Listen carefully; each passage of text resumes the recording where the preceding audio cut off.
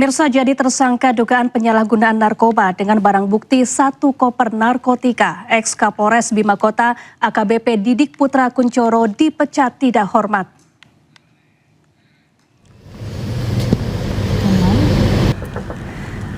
AKBP Didik Putra Kuncoro menjalani sidang Komisi Kode Etik Divisi Propam Polri.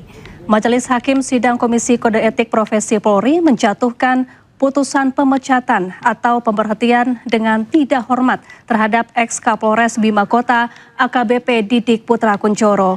Karopenmas Divisi Humas Polri, Brigjen Pol Trunoyudo Wisnu Andiko menyebut setelah mendengar putusan, AKBP Didik menyatakan menerima putusan tersebut. AKBP Didik telah ditetapkan sebagai tersangka dalam kasus dugaan tindakan penyalahgunaan narkoba. Dengan wujud perbuatan dan pada pasal-pasal yang dilanggar oleh terduga pelanggar, pada putusan sidang KKEP, yang pertama sanksi etika, yaitu perilaku pelanggar dinyatakan sebagai perbuatan tercela. Yang kedua, pada putusan sidang KKEP, sanksi administratif berupa penempatan dalam tempat khusus selama 7 hari terhitung mulai tanggal 13 sampai dengan 19 Februari 2026 di ruang Patsus Biro Provos Div Propam Polri dan telah dijalani pelanggar. Yang B, tadi A ya, pemberhentian tidak dengan hormat atau PTDH sebagai anggota Polri. Atas putusan tersebut, pelanggar di hadapan ketua dan anggota komisi pada putusan sidang menyatakan menerima. Ya, melalui kuasa hukumnya, mantan Kapolres Bima AKBP Didik Putra Kuncoro menyampaikan surat pernyataan terkait dugaan kasus narkotika yang menjeratnya. Didik menegaskan tidak pernah memerintahkan anggotanya meminta uang kepada pihak tertentu, serta menyebut narkotika dalam koper yang ditemukan saat penggeledahan adalah milik pribadinya. Dengan hormat yang bertanda tangan di bawah ini, nama Didik Putra Kuncoro, SIK MSI, pangkat garing NRP AKBP garing 7903 1391. Tempat tanggal lahir Kediri 30 Maret 1979, umur 46 tahun. Alamat Taman Royal Arum, Kelurahan Poris, Kecamatan Cipondoh, Kota Tangerang, Banten. Dengan ini menyatakan, 1. Bahwa saya menyatakan saya tidak pernah memerintahkan kepada saudara AKP Maulangi, SHMA, mantan Kasat Res Narkoba Polres Bima Kota untuk meminta uang kepada seseorang yang bernama Ko Erwin. 2. Bahwa saya tidak pernah memerintahkan kepada saudara AKP Maulangi, SHMH, mantan Kasat Res Narkoba Polres Bima Kota untuk bekerja sama dengan pihak manapun, juga termasuk orang yang bernama Ko Erwin, khususnya dalam hal mengedarkan maupun memperjualbelikan narkotika, psikotropika atau segala jenis obat-obatan terlarang lainnya. 3. Bahwa saya tidak pernah mengenal, tidak pernah bertemu, dan tidak pernah bekerja sama dalam bentuk apapun dengan seseorang yang bernama Ko Erwin. 4. Bahwa narkotika dan psikotropika yang terdapat di dalam koper yang ditemukan di rumah Dianita adalah milik saya pribadi dan tidak ada hubungannya dengan saudara AKP Maulangi SHMH alias Pak Eki, mantan Kasat Res Narkoba Polres Bima Kota. Demikian surat pernyataan ini saya buat dengan sadar dan penuh tanggung jawab. Pemirsa, Badan Narkotika Nasional rekomendasikan pelarangan rokok elektrik atau vape seperti yang telah diterapkan di sejumlah negara. Rekomendasi ini disampaikan menyusul temuan indikasi kuat penyalahgunaan narkotika melalui perangkat tersebut.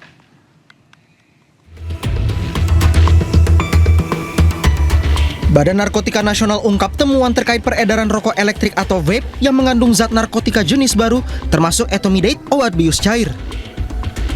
Dari hasil temuan BNN, vape menjadi salah satu media penyalahgunaan narkoba berdasarkan hasil uji sampel terhadap ratusan produk.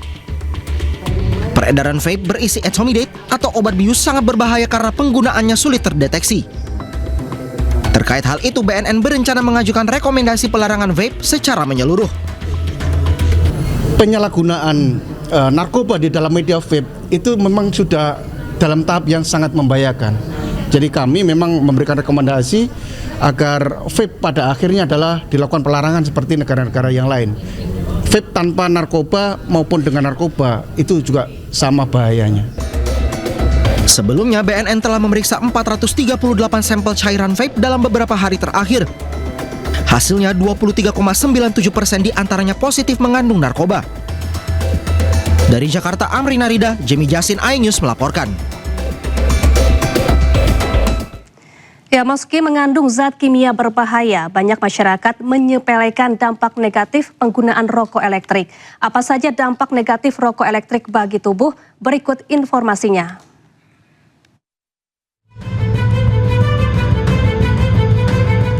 Pertama, kerusakan paru-paru. Zat yang menyebabkan penyakit popcorn lung atau bronchiolitis obliterans adalah diasetil. Zat yang sering ditambahkan dalam cairan rokok elektrik beraroma untuk meningkatkan rasa. Kedua, asam lemak masuk ke paru-paru. Pneumonia lipoid terjadi karena menghirup minyak yang terdapat dalam cairan rokok elektrik yang memicu respons inflamasi atau peradangan di paru-paru.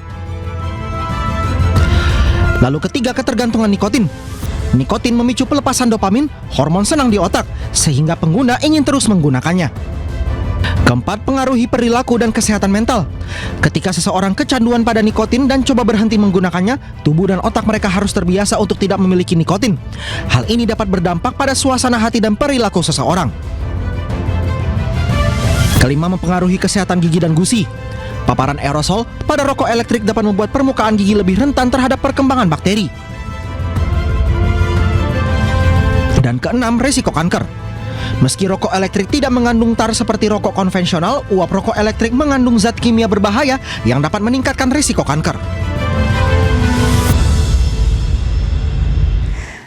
Kita beralih ke informasi lain, pemirsa. Presiden Prabowo Subianto sampaikan optimisme terhadap hubungan antara Indonesia dan Amerika Serikat saat hadir di Gala Iftar Dinner Business Summit di Washington DC. Prabowo klaim kunjungannya ke Amerika Serikat bawa sejumlah agenda strategis.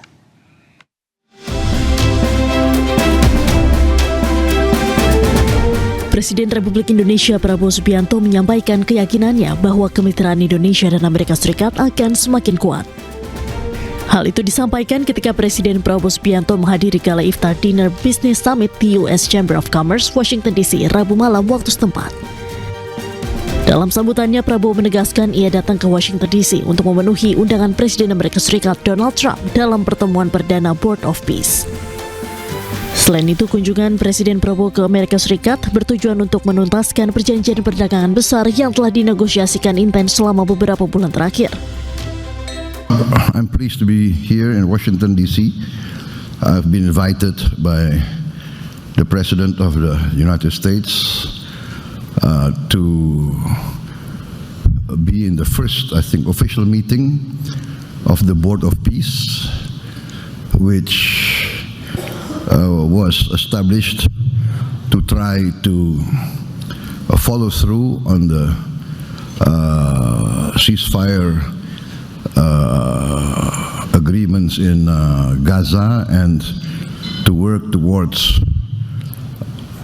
a pathway in which we can find a lasting solution to the problems, the conflict in Gaza and in the Palestine.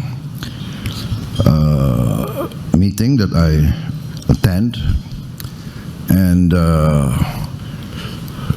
also I'm here also to conclude a major trade agreement between our two countries. Presiden Prabowo pun menutup sambutan dengan menegaskan komitmen Indonesia membangun hubungan terbaik dengan Amerika Serikat dari segi politik, ekonomi, bantuan kemanusiaan hingga perlindungan lingkungan.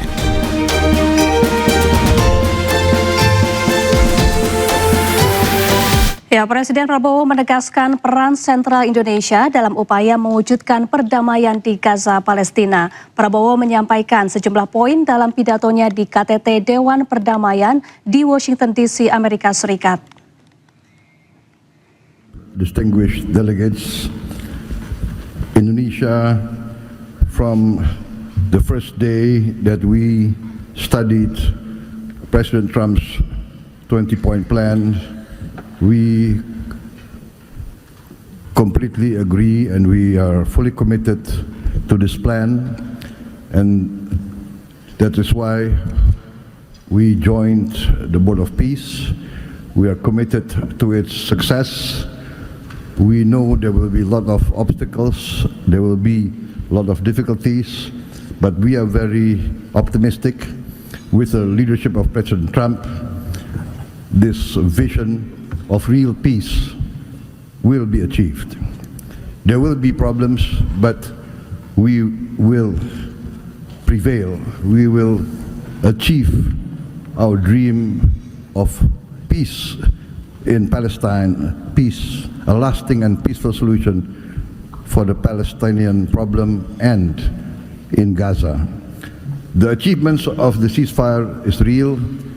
We commend this, and therefore we reaffirm our commitment to contribute significant number of troops, up to 8,000 or more if necessary. We are prepared to contribute the troops to take part actively in the international stabilization force to make this peace work. Thank you very much. Ketua DPR Puan Maharani membela Presiden Prabowo Subianto yang menghadiri KTT Dewan Perdamaian atau Board of Peace bentukan Presiden Amerika Serikat Donald Trump. Puan tekankan Indonesia dalam posisi bebas aktif. Ya, yang pertama, bagaimana kemudian posisi kita Indonesia tetap bisa sejalan dengan posisi bebas aktif. Kemudian tentu saja kehadiran Presiden di situ untuk tetap mendukung kemerdekaan Palestina. Bagaimana dan seperti apa, saya rasa Presiden sudah memiliki visi, dan sudah jelas posisi kita, dan Presiden juga sudah menyatakan Indonesia tetap dalam posisi politik bebas aktif, namun tetap mendukung kemerdekaan Palestina sampai Palestina merdeka. Pemirsa, belum 6 bulan jalani sanksi, Ahmad Sahroni kembali ditetapkan sebagai pimpinan Komisi 3 DPR RI. Sahroni menggantikan Rudi Mase yang mundur dari Partai Nasdem.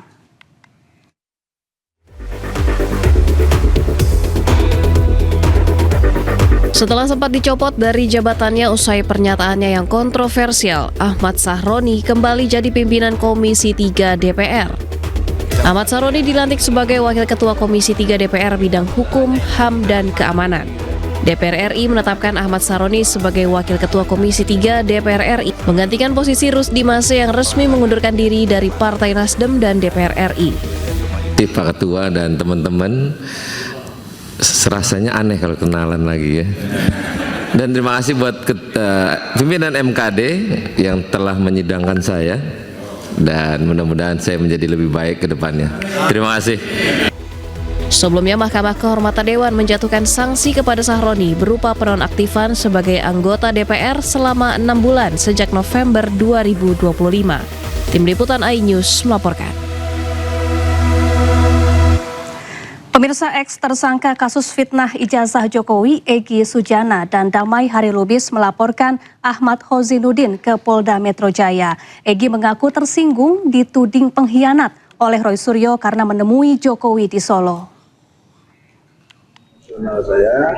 Egy Sujana kembali menyinggung soal laporannya ke Polda Metro Jaya terkait dugaan fitnah dan pencemaran nama baik oleh Roy Suryo. Sebelumnya, Egy dan Damai Lubis melaporkan Roy Suryo dan Ahmad Hozinuddin karena merasa disindir oleh ucapan Roy soal kehilangan 2 tuyul. Menurutnya, Roy harus menjelaskan maksud kalimat membeli sehingga tidak termasuk dalam fitnah dan pencemaran nama baik. Tadi ke Mabes, dilihatnya aja, sok-sok jago, sok-sok merasa benar bahwa saya produk Solo dan katanya harus dibatalkan. Apa haknya dia gitu? Ya, itu yang pertama. Yang kedua, lebih parah lagi. Joko Widodo telah membeli pejuang menjadi penjilat atau apa namanya itu pengkhianat. Telah membeli. Ada diksi kata membeli. Menurut hukum berapa jual belinya? Transaksinya di mana? Berapa besar saya dibeli? Nah, kalau dia tidak menjelaskan dengan jelas, maka itu namanya fitnah dan pencemaran nama baik. Pemirsa, Kapolda Sumatera Selatan Irjen Pol Syandi Nugroho terus memperkuat komunikasi dengan para ulama dan pimpinan organisasi keagamaan di Sumatera Selatan sebagai bagian dari upaya menjaga keamanan dan ketertiban masyarakat. Kapolda Sumatera Selatan melakukan silaturahmi dengan pimpinan wilayah Muhammadiyah Sumatera Selatan di kantor PWM Palembang. Dalam kegiatan ini, Kapolda didampingi sejumlah pejabat utama Polda Sumatera Selatan. Kapolda menegaskan pentingnya kolaborasi antara kepolisian dan Muhammadiyah. Ia berharap Muhammadiyah dapat menjadi mitra strategis dalam menjaga stabilitas keamanan serta mendukung pembangunan di Sumatera Selatan. Mari untuk mohon bimbingan, mohon arahan, mohon koreksi tingkah laku kami bersama seluruh jajaran, serta kami menitipkan diri sebagai pimpinan Polda Sumatera Selatan beserta jajaran kepada pimpinan Muhammadiyah dan jajarannya untuk bisa bersilaturahmi dan bersinergi dalam melaksanakan tugas. Kita ke informasi lain, pemirsa. Pasca dinonaktifkan BPJS penerima bantuan iuran, banyak masyarakat tidak bisa berobat. Hal ini juga dirasakan warga Pelalawan Riau yang memiliki perekonomian bawah.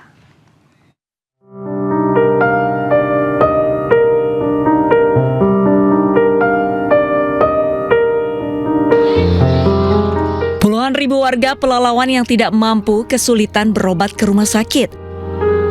Hal ini dimulai sejak pemerintah pusat mengeluarkan kebijakan bahwa BPJS PBI atau pemegang Kartu Indonesia Sehat dinonaktifkan per tanggal 1 Februari 2026. Dede Tohid Solihin, warga Gang Cempeda, Kecamatan Pangkalan Kerinci Riau, menjadi salah satu warga yang mengalami kesulitan akibat kebijakan pemerintahan ini. Dede terkejut usai anak bungsunya berobat justru ditagih biaya sebesar Rp90.000. Dede yang merupakan penjual sayur keliling ini kebingungan hingga akhirnya mencari pinjaman ke tetangga. Namun menurut Kepala Dinas Sosial setempat, pemuktahiran data sudah sesuai dengan kondisi lapangan. Jadi mereka-mereka yang dinonaktifkan, kita meminta surat keterangan tidak mampu yang dikeluarkan oleh aparat desa. Kemudian seperti saya katakan tadi, KK-nya, KTP-nya, kontak personnya, dan surat menyatakan bahwa masyarakat tersebut membutuhkan perawatan kesehatan. Baik itu surat keterangan dari puskesmas atau pelayanan kesehatan pertama, baik itu surat rujukan yang sudah sebelumnya sudah berobat dan ada rujukannya. Kemudian surat kontrol yang mungkin dia sudah beberapa kali dan dia sangat membutuhkan perawatan tadi, makanya dia memegang surat kontrol dan ini akan kita dahulukan. Warga Pelalawan yang memiliki kartu BPJS PBI jumlahnya mencapai 171.030 orang. Sedangkan kartu yang dinonaktifkan sebanyak 27.943 orang. Sisanya 150.000 lebih masih aktif. Dari Kabupaten Pelalawan Riau, Diki Kurniawan, iNews melaporkan.